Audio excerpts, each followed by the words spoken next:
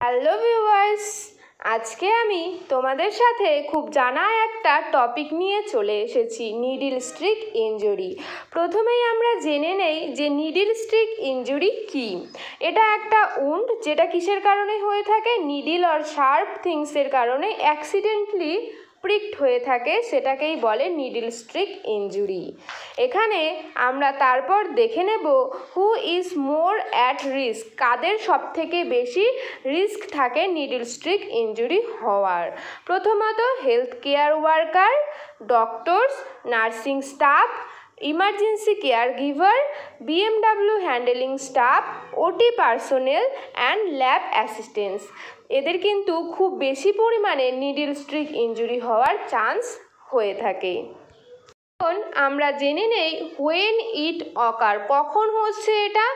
During disposing, during injection, blood collection, needle recapping, instrument cleaning and biomedical handling and during lab testing.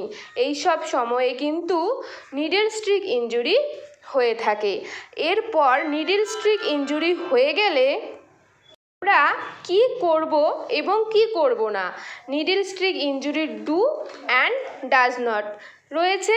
প্রথমে আমরা করব কি, do জেনে নেব যে আমরা কি করব নিডল স্ট্রিক ইনজুরি হলে। প্রথমত clean the wound and surrounding area with running water. যেখানে প্রিকড হচ্ছে সেটা আমরা কি করব, রানিং ওয়াটারের মধ্যে ক্লিন করব এবং ততক্ষণ পর্যন্ত রানিং ওয়াটারে ধরে রাখবো হাতটা যতক্ষণ না পর্যন্ত ব্লাড বন্ধ হয়ে যাচ্ছে।